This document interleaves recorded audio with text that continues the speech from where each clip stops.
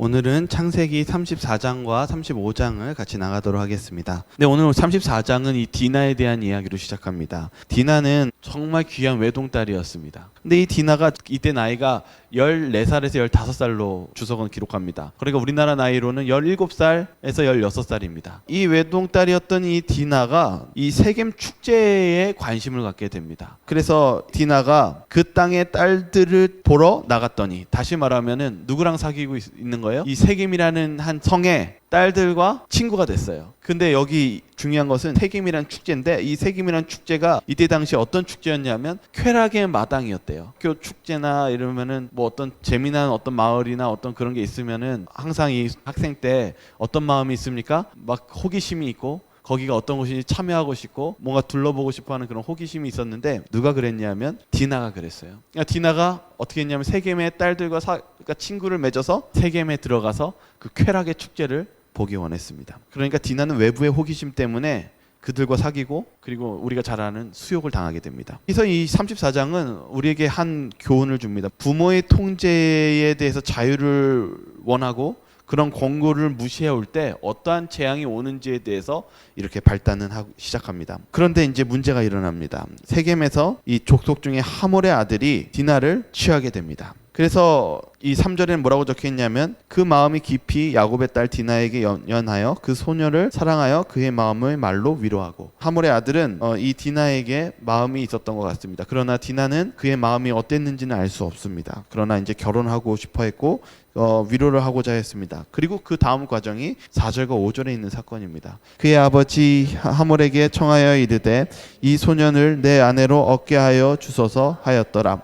야곱이 그 딸 디나라가 그가 더럽혔다 함을 들었으나 자기의 아들들이 들에서 목축함으로 그들이 돌아오기까지 잠잠하였고. 디나는 이 자리에 없어요. 그러니까 지금 디나가 어디에 있는 거예요? 정확하게는 모르지만 세겜의 어느 한 곳에 갇혀 있거나 아니면 그 출장의 아들의 아내와 같이 있는 그런 상황입니다. 그러니까 이 디나는 지금 거기 세겜이라는 곳에 있고 지금 야곱과 만나지 못한 지 며칠 수일이 된 거예요. 근데 야곱이 고민을 합니다. 그가 큰 충격에 빠지고 그러고 있었을 때 야곱이 한 행동은 무엇이었냐면 성경의 단어 잠잠하였다라는 단어입니다. 어떻게 보면 매우 화가 나고 흥분되고 분노가 일어나는 이 사건 속에서 야곱은 무엇했냐면 잠잠하고 아들들을 기다렸어요. 왜 그랬냐면 고대 시대 때는 누이가에 대한 보호해야 되는 책임, 결정권이 누구에게 있었냐면은 아버지와 아들들에게 있었습니다. 그래서 이 야곱은 몹시 화가 났지만은 그의 품성 속에서 많은 품성의 변화가 일어납니다. 무엇하는 품성이에요? 예전에는 속이고 그런 사건이 있었지만은 그가 믿음의 승리를 하고 나서 일단 인내하는 겁니다. 참고, 물론 화가 나지만 기다리면서 바른 결정을 내리기 위해서 좀 더 생각을 하고 그 판단을 사람들과 함께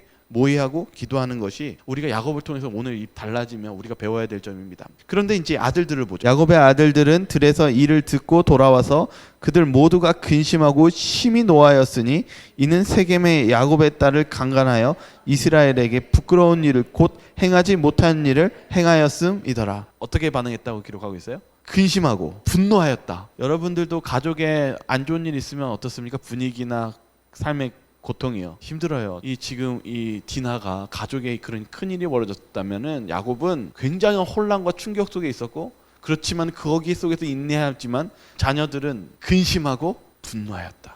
여러분, 우리가 삶 속에서 이 안에서, 가족 안에서 어떤 여러 불상사나 어려움이 있으면 우리가 어떤 마음이 들기 쉽냐면 근심하고 분노하기 쉽습니다. 여러분, 그때 우리가 야곱을 바라보시기 바라고요. 이 아들들이 어떻게 고쳐나가는지가 오늘 장에 대한 내용이에요. 그리고 어떻게 돌아가야 되는지, 무엇이 문제인지를 좀 우리가 바라보기를 바랍니다. 그 8절과 10절 한번 읽겠습니다. 하몰이라는 아버지가 제안을 합니다. 하몰이 그들에게 이르되 내 아들 세겜이 마음으로 너희 딸을 연연하여 하니 원하건대 그를 세겜에게 주어 아내로 삼게 하라.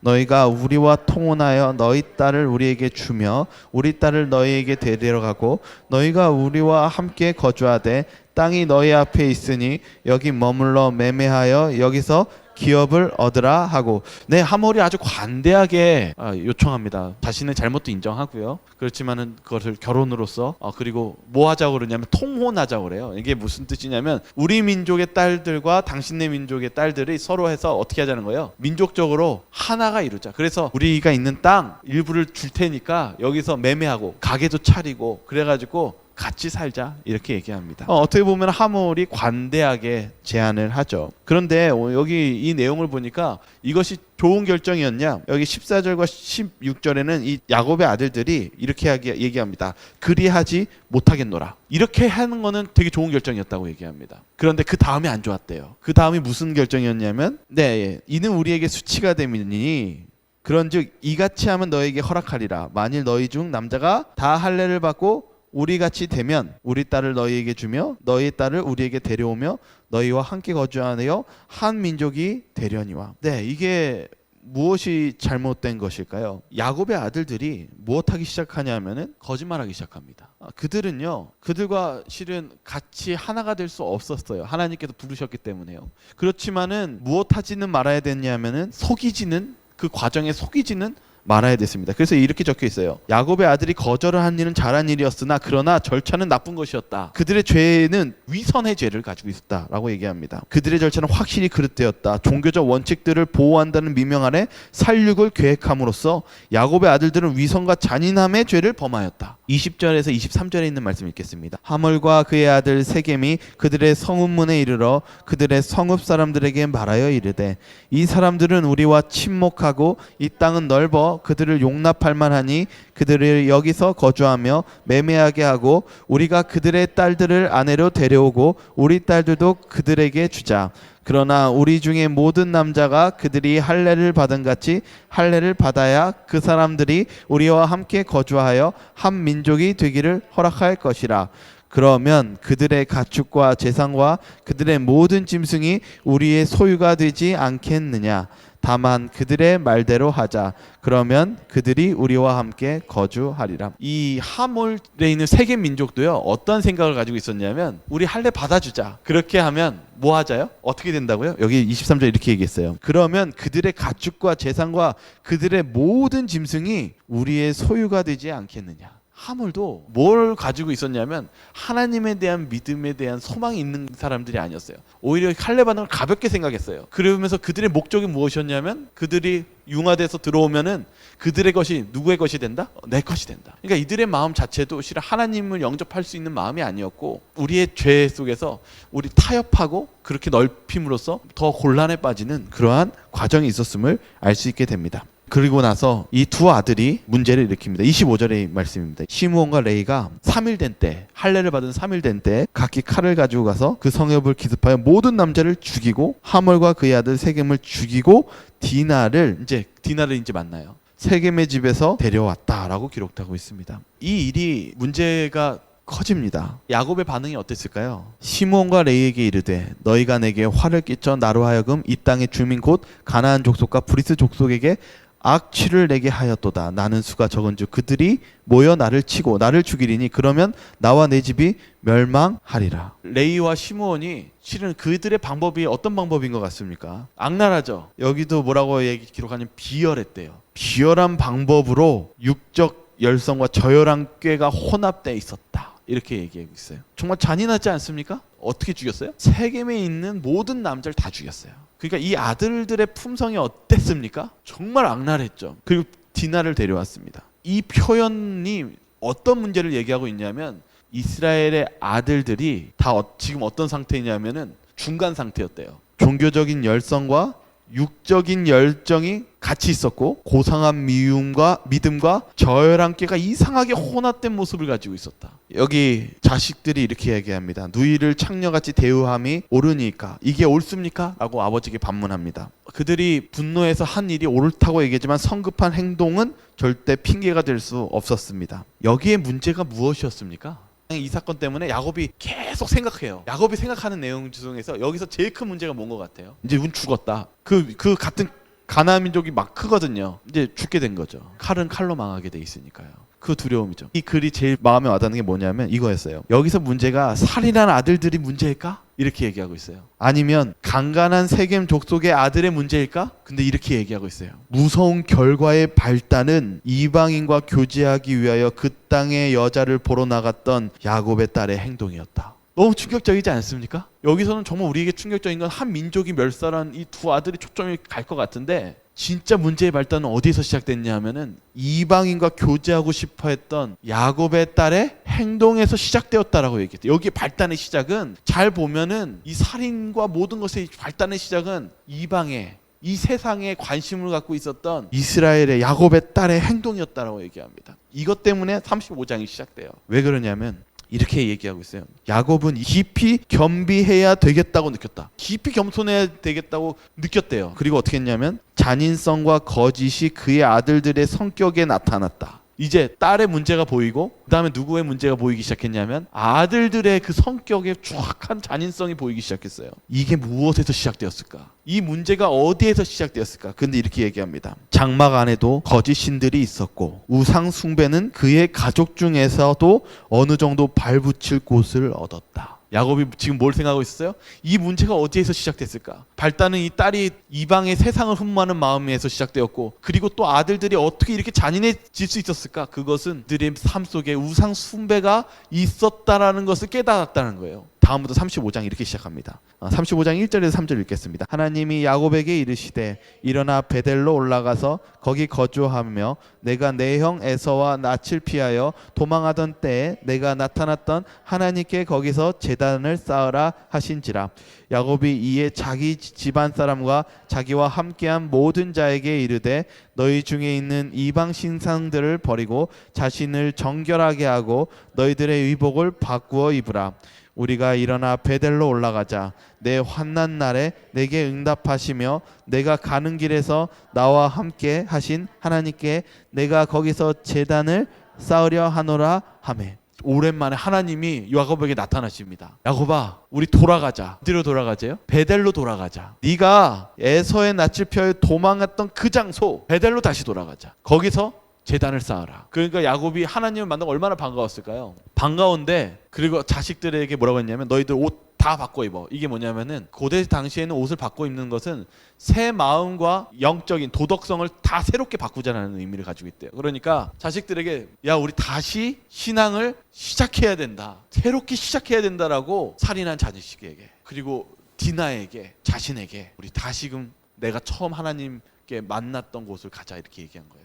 그게 이 시작입니다. 그런데 뭐라고 했냐면 너희 지금 뭘 주머니에 있는 우상 목걸이, 뭐 귀걸이, 우상 숭배했던 인형 야 다 꺼내. 다 꺼내. 여러분들 혹시요 여러분들이 사랑하고 아끼는 거 버리라고 하면 버리기가 쉽습니까? 저는 이 질문을 하고 싶어요. 왜냐면 이 과정이요 여러분들이 정말 아끼는 물건이 있는데 버리라고 하는 내용이거든요. 그게 막 보석이 아닐지라도요 자녀가 아끼는 무슨 아끼는 스포츠 모자 하나 있잖아요. 그거 하나 뺏어서 버리려고 하면 자빠집니다. 내가 아끼는 물건. 어떻게 지금 이제 보시면은 아들이 버리러 가는 건데 어떻게 이렇게 버릴 수 있을까요? 여기서 보면은 4절에 보면은 이렇게 적혀 있어요. 그들이 자기 손에 있는 모든 이방 신상들과 자기 귀에 있는 귀고리들을 야곱에게 주는지라. 어떻게 줄 수 있었을까요? 잘못했으니까요. 내가 보니까 나도 사람을 죽였고 너무 큰 죄니까 너무 아빠한테 미안하니까 줘야겠네. 그리고 줬을까요? 이런 게 부조와 선지자에 있더라고요. 야곱이 자녀들을 데리고 이렇게 얘기하고 있어요.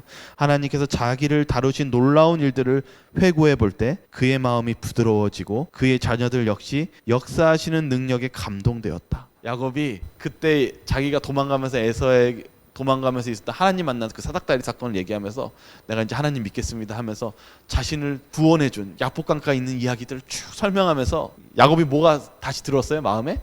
처음엔 죽겠구나. 이제 자기는 칼에 맞아 죽겠구나 했었지만 하나님이 나타나서 야 가라. 제사드려. 내가 다시 너에게 축복해줄게 하면서 뭐가 생각이 났을까요? 나를 살려주었던 하나님이 또다시 날 보호해주겠다는 약속하니까 무엇이 들어와요? 마음이 부드러워지고 살았다. 그리고 감사하고. 그래서 그 감동을 누구에게 얘기합니까? 자녀들에게 얘기합니다. 그 역사하는 능력에 자녀들도 무엇이 되었어요? 감동이 되었어요. 그는 그들이 베델에 도착하면 그들 모두가 하나님을 예배하는 데 참여하도록 하기 위하여 가장 효과적인 방법으로 그들을 준비시켰다. 그들이 아끼는 재물과 우상을 내버릴 아버지의 손에 줄 수 있었던 것은 아버지가 만난 하나님을 만났기 때문입니다. 경험했기 때문입니다. 여기 그 사건이에요. 그러니까 이 자녀들이 회개한 것은 내가 죄의 두려움에서 회개한 게 아니라 하나님의 사랑 때문에 회개가 그리고 그 변화가 일어났다는 사실입니다. 우리도 마찬가지입니다. 이럴 때 우리가 하나님을 바라보면서 그 하나님의 깊은 사랑과 약속을 다시금 얘기해주고 우리가 다시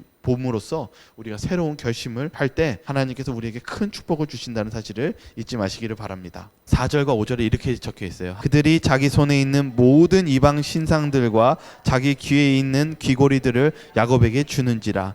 야곱이 그것들을 세겜 근처 상수리 나무 아래에 묻고 그들을 떠났으나 하나님이 그 사명 고울들로 크게 두려워하게 하셨으므로 야곱의 아들들을 추격하는 자가 없었더라. 하나님께서 그들이 무엇할 때 축복을 주셨어요? 네, 순종해서 다시 처음으로 하나님에 대한 사랑으로 돌아갔을 때요. 우상들과 그 집착했던 걸 버리고 하나님을 의지하니까 그들을 죽일 많은 원수들에게 나타나셔서 그들을 두렵게 하시고 그들을 추격하는 자가 없도록 보호해 주셨다는 사실입니다. 그래서 여기 오늘 우리도 바라봐야 되는 게 뭐냐면 하나님의 보호가 어디에 있을까? 그것은 우리가 사랑했던 이 세상에 있는 우상들을 다 주님 앞에 내려놓고 주님께 다시 섬길 때 바로 그 제단 안에서 새로운 예배가 시작될 때 하나님의 보호가 시작됨을 우리는 알 수 있게 됩니다. 우리가 그렇게 삽시다. 그리고 그렇게 나아가시길 바라겠습니다. 여기 이제 9절과 10절 한번 읽어보겠습니다. 야곱이 밧달 아람에서 돌아오매 하나님이 다시 야곱에게 나타나사 그에게 복을 주시고 하나님이 그에게 이르시되 내 이름이 야곱이지만은 내 이름을 다시는 야곱이라 부르지 않겠고 이스라엘이 내 이름이 되리라 하시고 그가 그의 이름을 이스라엘이라 부르시고 하나님이 나타나셔서 그에게 뭐라고 얘기하십니까? 내가 너 축복해 주겠다. 근데 야곱이요 크게 감동했대요. 왜 야곱이 이게 크게 감동했냐면 그가 그 에서에서 도망쳤을 때 하나님을 경험한 그 감동이 다시 위기가 쌓였을 때 하나님께서 그를 버리시지 않으시고 그의 자녀들을 버리시지 않으시고 용서해 주시고 보호해 주시고 축복해 주시는 그 언약의 하나님을 보시고 하나님께 크게 감사했다는 사실입니다. 여기 보면 13절과 15절에 하나님이 그와 말씀하시던 곳에서 그를 떠나 올라가시는지라. 야곱이 하나님이 자기와 말씀하시던 곳에 기둥 곧 그 돌기둥을 태우고 그 위에 전제물을 붓고 또 그 위에 기름을 붓고 하나님이 자기와 말씀하시던 곳이 이름을 베델이라 불렀더라. 여기 보면 하나님이 다시 나타나사 그리고 하나님이 올라가심에 이게요 무슨 정신적이거나 뭐 이상적인 게 아니라요 하나님의 실제 현현을 보았다고 되어 있습니다. 그래서 야곱이 하나님이 올라가시는 장면을 보면서 어땠을까요? 너무나 큰 은혜와 그리고 기쁨이 있었고 힘을 얻었습니다. 그래서 거기다가 뭐라고 기록했냐면 이름을 지었어요. 벳엘이라고 기록되어 있고 엘 베델이라고도 7절에 기록하고 있습니다. 하나님께 바쳐진이라는 뜻을 가지고 있습니다. 우리가 신앙생활을 할 때 오늘 이 34장의 사건을 통해서 보니까 문제가 어디에서 발달됩니까? 디나가 어떤 마음속에서 문제가 시작됐어요? 그의 마음속에 저기 가면 너무 재밌을 것 같고 좋을 것 같은데 하면서 하나님을 떠나서 세겜이라는 여인들과 사귀고 문제가 발생하지 않습니까? 그의 자녀들, 아들들도 어디에 문제가 있었어요? 신앙은 하는 것 같은데 유격적이고 믿음은 있는 것 같은데 자신의 꾀를 믿고 이런 중간적인 신앙 삶을 보니까 야곱이 깊이 생각해 보니까 그들의 신앙이 온전히 하나님을 믿는 신앙이 아니라 우상신을 가지고 있는 중간에 있는 그런 신앙을 바라보게 되지 않습니까? 우리가 신앙을 할 때 하나님께 전적으로 우리 자신을 드리시는 그런 신앙을 하시기를 바라겠습니다. 그것이 우리에게 필요합니다. 17절과 18절에는 바로 이제 라헬이 죽는 장면이 나옵니다. 네, 원래 베노니를 낳고 죽습니다. 너무 고통스럽고 힘들어서 이 베노니라고 이름을 져요. 아들의 이름을. 베노니란 뜻은 뭐냐면은 고통의 아들입니다. 고통. 근데 야곱은 이 이름을 바꿔줍니다. 베야민이라고 바꿔줍니다. 바로 오른손의 아들, 행복과 기쁨의 아들이라고 바꿔줍니다. 오늘 이 말씀을 보면은 야곱이 참 보니까 점차 하나님을 만나서 바뀌는 성화된 모습을 봐요. 왜냐하면 이 세상이 라헬이 이름 말한 것처럼 고통입니다. 베노니입니다. 그런데 야곱은 뭐라고 바꿔주냐면 아니야. 우리가 하나님을 의지하고 하나님께 순종하고 나아가면 베노니도 뭐로 바뀔 수 있어요? 베냐민으로 바뀔 수 있어. 우리가 이 야곱과 같은 그런 믿음으로 사시길 바라겠습니다. 27절과 29절은 목적지를 향해 갑니다. 마므레라는 곳으로 갑니다. 왜 마므레로 갔을까요? 한번 보겠습니다. 야곱이 기럇 야르바의 마므레로 가서 그의 아버지 이삭에게 이르렀으니 기럇 야르바는 곧 아브라함과 이삭의 거류하던 헤브론이더라. 이삭이 나이가 180세라. 이삭이 나이가 많고 늙어 기운이 다함에 죽어 자기 열조에게로 돌아가니 그의 아들 에서와 야곱이 그를 장사하였더라. 야곱이 그런 힘든 가운데 그런 큰 사건 가운데 자녀들을 새롭게 신앙적인 결심을 시키고 그리고 다시 하나님을 만나고 자신의 아버지 마므레로 돌아갑니다. 거기에 의미가 있습니다. 이 마므레 아버지가 이제 홀로 외롭게 있는 남은 여생을 야곱이 어떻게 한 거냐면 같이 보내려고 간 거예요. 이때 여기서는 이삭의 나이가 180세라고 그랬잖아요. 이게 이삭이 그만큼 오래 살고 죽었어요. 180세까지요. 근데 여러분 이제 여기서부터 이제 우리가 좀 수학적인 계산을 필요합니다. 왜냐하면 이삭의 나이가 180세이고 180세이면은 야곱이 몇 세 때 아버지가 돌아가셨냐면 120세에 돌아가셨어요. 야곱이 120살 때 누가 돌아갔냐면 이삭의 나이가 180세가 되었어요. 그때 돌아가신 거예요. 근데 야곱이 130세가 되었을 때 누구한테 갔냐면은 애굽의 바로 왕 앞에 습니다. 130세예요. 그러면 다시 좀 얘기를 드리겠습니다. 17살 때 요셉이 노예로 끌려갑니다. 그리고 17살의 노예 때가 야곱의 나이가 몇 세였냐면 108세였어요. 그리고 이삭은 168세였어요. 요셉이 9년 동안 총리를 하고요. 요셉이 30세에 총리가 되었을 때 야곱은 몇 살이었어요? 121세였습니다. 제가 왜 이 이야기를 하냐면 야곱이 이삭과 몇 년을 같이 있었냐면은 거의 21년을 더 같이 있었습니다. 그러니까 이삭이 살아 있었을 때 요셉이 어떻게 된 거예요? 같이 모시고 살고 있었을 때요. 형들이 죽이려고 해서 노예로 팔아가고 중간과정까지 누구랑 같이 보냈어요? 야곱이 누구랑 있었어요? 이삭과 같이 보냈다고요. 그러니까 그 21년 동안에 물론 총리가 되었을 때는 이미 아버지는 돌아가셨지만은 120세에서 130세 때 바로 왕 앞에 섰다고 그랬죠. 120세 때까지 이삭이 살아있었으니까 그 10년 기간만 빼면 야곱이 아들이 노예로 끌려갔는데 죽었다는 소식을 듣는 그 괴로운 기간 동안 누가 살아 같이 있었냐면 이삭이 같이 살아 있었어요. 그러면서 오늘 여기서 야곱이 장사했다라고 끝나지만 저는 여기서부터는 여러분 상상의 질문을 하나 드립니다. 뭐냐면 이삭은 야곱에게 어떤 위로를 해 주었을까요? 이 12년 동안, 죄송합니다. 12년입니다. 이 12년이라는 같이 사는 동안에 요셉이 죽었다라는 소식을 들었고 그의 믿음 속에서 정말 큰 슬픔이었거든요. 왜냐하면 요셉이 시험하잖아요, 형들을. 그래서 누구 데려오라고 해요? 베냐민 데려오라고 시키니까 야곱이 베냐민마저 끌고 가면 내가 어떻게 하겠다, 내가 스올로 내려가겠다라고 하면서 죽어버리겠다, 나 죽여라, 이렇게 얘기하지 않습니까? 그 야곱이 정말 힘든 시기였어요, 이 시기가요. 근데 이삭이 그 옆에 살아 있었다고요. 뭐라고 대답했을까요? 라는 게 한번 좀 생각해 볼 묵상이 되지 않습니까? 그래서 이 주석은 이 부분에서 이렇게만 남겨놨어요. 이때 당시에 12년 동안 같이 살아 있었다고요. 근데 이삭에 대해서 이렇게 설명해요. 이삭은 하나님 앞에서 경건하고 겸손하고 복종하는 사람이었으며 그의 동료 인간들에게는 양순하고 관대한 인물이었다. 그의 아들 야곱과 품성과 비교할 때 그의 품성은 훨씬 탁월했다. 이렇게 기록하고 있어요. 이삭이 야곱도 품성이 좋지만은 이삭은 품성은 더 어땠다고요? 훨씬 탁월했대요. 이삭이 저는 이런 상상을 해요. 이삭은 야곱에게 이렇게 얘기했을 것 같아요. 하나님은 한 번도 약속을 어긴 적이 없으시다. 이런 말을 했을 것 같아요. 왜냐하면 야곱에게 있어서 지금 이 장면 속에서 뭐가 있었냐면 35장 사건은 그의 자식들과 자신들이 무엇할 수 있는 위기에 있었어요? 지금 큰 죄, 살인을 저질러서 전멸할 수 있겠다, 다 죽겠다라고 고민하고 있었을 때 하나님이 무슨 약속을 해주십니까? 신앙적인 개혁을 했을 때 내가 너희들을 축복해주고 네 몸 안에서 왕이 나오고 민족이 나오고 그런 축복을 해주겠다는 약속을 했었을 때 그의 아들이 죽었다는 소식을 들었을 때 아마 이삭은 끝까지 하나님을 못하라는 걸 아들에게 주었을까, 이런 생각을 해봅니다. 오늘 이렇게 오늘 말씀을 마치면서 우리는 어떤 신앙을 하면서 살아야 될지 한번 여러분들이 곰곰이 오늘 야곱을 보면서 그리고 그 야곱이 하나님을 만나는 이 사건을 통해서 한번 묵상하시면서 그리고 새로운 하나님을 만나시는 저와 여러분 되길 바라면서 말씀을 마치도록 하겠습니다. 하나님 아버지, 오늘 저희의 삶 속에 또한 저희가 디나와 같이 우리의 마음이 그리고 우리의 생각이 이 세상에 향하고 있지는 않습니까? 그럴 때 저희들이 다시금 주님 앞에 내려놓고 저희의 모든 우상들을 주님 앞에 내려놓는 그런 시간이 되게 도와주시옵소서. 저희들이 변화하기를 소망하오니 주님 저희들을 축복하여 주시옵시고 또한 우리의 가정 안에 그리고 우리의 직장 안에 생활 안에 또 많은 고민들이 있을 줄 압니다. 아버지, 그런 고민들을 아버지 기도할 때 저희들의 기도를 들어주시옵시고 저희들을 불쌍히 여겨주셔서 그 길 속에서 주님께서 이끌어 주시는 바른 길로 저희들이 향할 수 있도록 저희의 목자가 되어 주시옵소서. 저희의 구원자가 되어 주시기를 간절히 소망하오며 예수 그리스도의 이름으로 기도드리옵나이다.